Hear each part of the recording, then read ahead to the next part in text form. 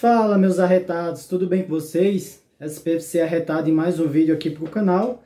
E hoje para falar de uma maneira, vamos dizer assim, diferente, desse pós-jogo do São Paulo 0 Ituano 0.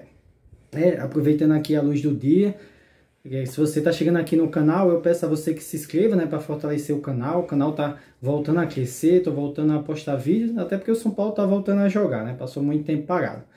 E diferente, do que acontece normalmente, acabam os jogos, acabou ali perto de 11h30, eu depois vou gravar, faço alguma edição, vou dormir ali perto de 1h da manhã, então essa é a rotina para gravar vídeo no dia do jogo. Ontem, pelo fato de estar doente, você que acompanha aqui o canal, estou me recuperando, então me deu o luxo de gravar hoje pela manhã. E é interessante porque ainda consegui ver a entrevista de Rogério, acompanhar alguns programas e a gente vai falar muito desse empate ridículo. Então eu já vou falar a minha impressão do jogo, um jogo vergonhoso, esse time que está me dando um nojo, eu falei aí na capa. Então tá difícil, muito difícil acompanhar o jogo do São Paulo. E foi ontem mais uma péssima partida, não conseguindo fazer gol em casa mais uma vez. É o terceiro jogo seguido, inclusive isso foi uma das perguntas na coletiva do Rogério. Contra o São Bernardo, o São Paulo não fez gol, contra o Água Santa, o São Paulo também não fez gol, e contra o Ituano, o São Paulo também não consegue fazer gol, tá? Agora falando, vamos dizer assim, direto do jogo e como a gente traz, se você está chegando aqui novo, a gente fala um pouco como foi o primeiro e o segundo tempo. E o primeiro tempo, baseado na formação que eu vou deixar aqui, uma formação um pouco diferente, mas assim, com algumas coisas que eu tinha trazido no pré-jogo. Eu vou deixar o link aqui no pré-jogo, se você ainda não viu o vídeo, tiver a possibilidade de você ver lá. São Paulo entra com os três zagueiros, Beraldo, Arboleda e o Alan Franco. Eu talvez imaginava que ele desse a oportunidade, o Rogério, ao Diego Costa, mas ele entra com o Alan Franco. Entendo que ele imaginava, e foi como veio, o Ituano muito fechado, então bota alguns zagueiros ali que tem a maior poder de construção. Porém, Rogério, você tem que entender isso. Não adianta o time ter um zagueiro de construção se o próprio time não constrói. Se você tem um time que já está organizado, que tem um padrão de construção, o zagueiro vai te auxiliar. Mas se você não tem isso, não adianta. E o Ituano, como foi falado até eu assistir o bate-bola após o jogo, foi falado muito bem, o técnico colocou 3 jogadores ali na frente para justamente impedir essa criação. Então o Alan Franco acabou que não fez nada de construtivo.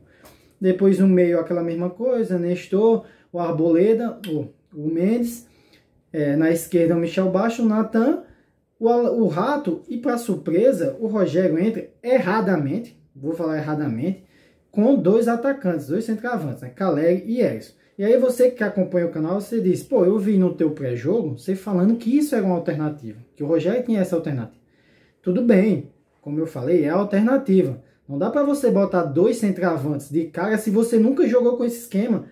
Ontem foi o primeiro jogo, ou primeira situação que esses 2 estavam disponíveis. Então eles nem tinham jogado, era disponibilidade, foi a primeira vez. E o Rogério já entra com eles, totalmente errado. Você também pode utilizar ele, ou podia utilizar eles ali, sei lá, no segundo tempo, 70 minutos de jogo, 65, que a zaga do Ituano, o time dele já estava cansado, o São Paulo ia alçar mais bola na área ainda, então você aproveita a situação precisando do gol. Mas entrar de cara é muito erro, é muita infantilidade, é muita falta de capacidade do Rogério, para não falar outras coisas, Enfim, eu que na maioria das vezes tento entender o Rogério, dessa vez não dá para entender. E aí, com essa escalação, o São Paulo começa o primeiro tempo e até os 30 minutos não dá para falar nada, porque não teve nada. Era toque de bola para um lado e para o outro, lançamento na área sem nenhuma perspectiva de gol. Se eu não me engano, as jogadas mais de perigo assim foi uma cabeçada no escanteio do zagueiro do Ituano, que levou o perigo, quase um gol contra, e depois um chute do Michel Araújo, que recebeu a bola no meio e estou muito de longe. Obviamente, o jogador do meio do campo, que está deslocado na esquerda, quando ele tem a oportunidade no meio ali de fazer alguma coisa, ele dá um chute, isso é óbvio.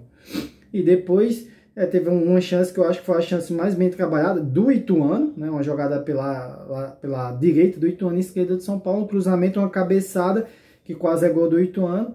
E no fim, num bumba meu boi, uma bola chutando, cruzando na área, o goleiro tromba com o Caleri e sobra no meio pro Nestor, que é onde ele deve estar. E aí, sem goleiro, ele bate por cima, só que sim, é aquela coisa que a gente fala da capacidade técnica dos jogadores de São Paulo. Não tinha goleiro, tinha muita gente na frente. A ideia é dar por cima, só que o Nestor dá por cima no meio, nem consegue colocar a bola, enfim, o zagueiro tira. E acaba o primeiro tempo dessa forma ridícula. O São Paulo, se eu não me engano, só deu essa finalização gol. O goleiro do Ituano no primeiro tempo não fez nada, não defendeu nada, absolutamente nada. E aí no segundo tempo o Rogério tenta corrigir o que ele fez.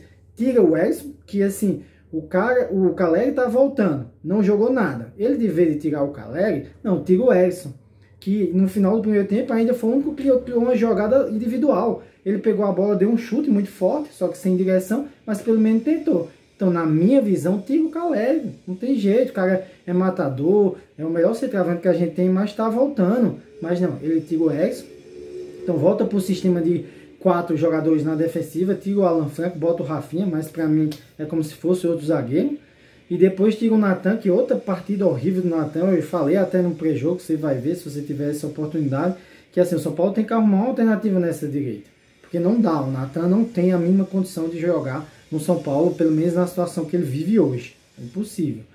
E aí ele volta para a linha de defensores de 4, né?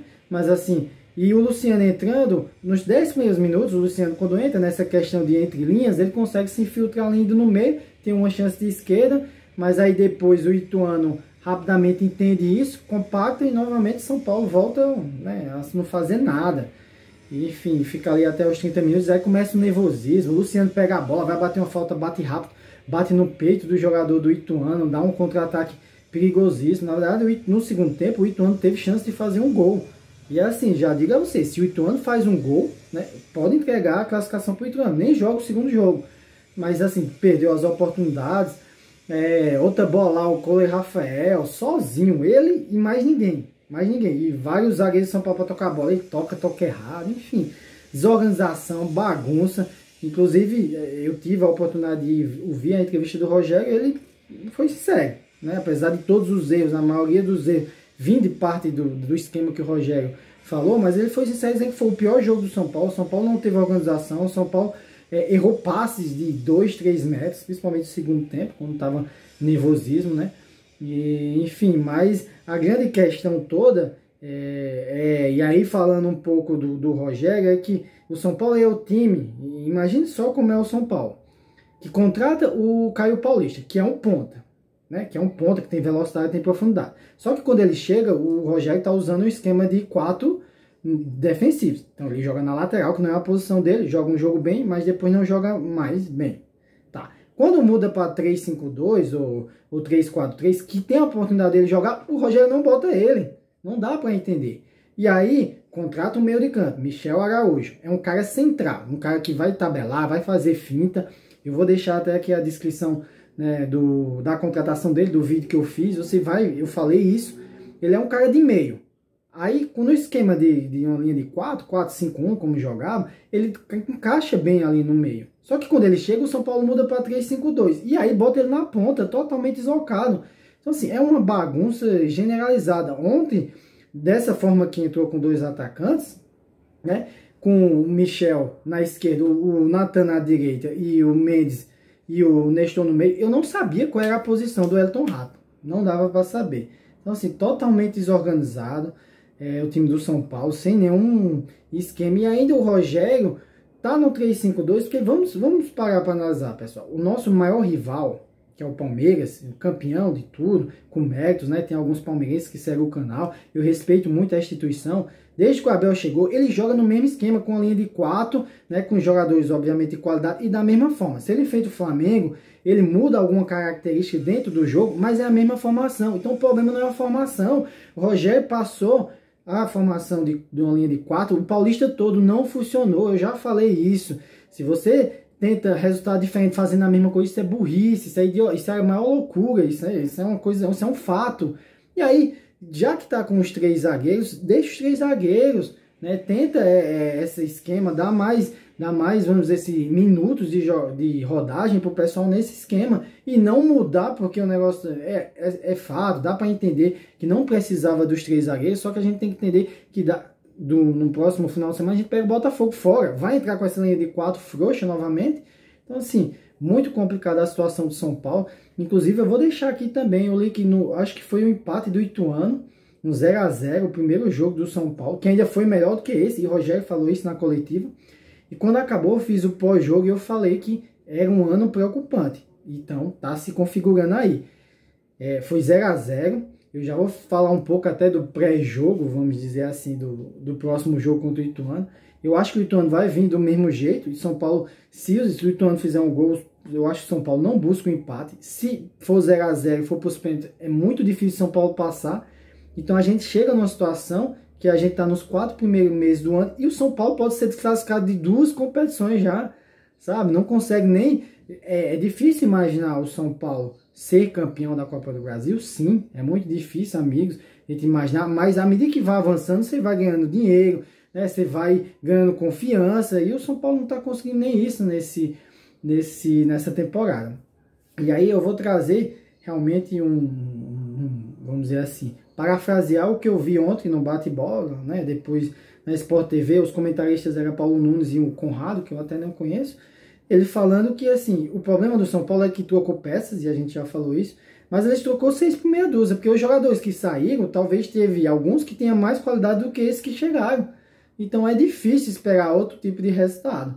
Além disso, Rogério Ceni, como eu botei aí, para mim, sendo eliminado da Copa do Brasil, ele não tem condição de ficar mais no São Paulo. Então vamos esperar até, acho que é dia 25 de abril, o jogo de volta, porque assim, é como eu falei, tem jogadores que é de uma posição, ele bota em outra, e talvez na cabeça dele, eu possa entender isso, só que não tá rendendo, e não tá rendendo, não é, daí muitas vezes não vai ser nem culpa dos jogadores, e sim do técnico, tá?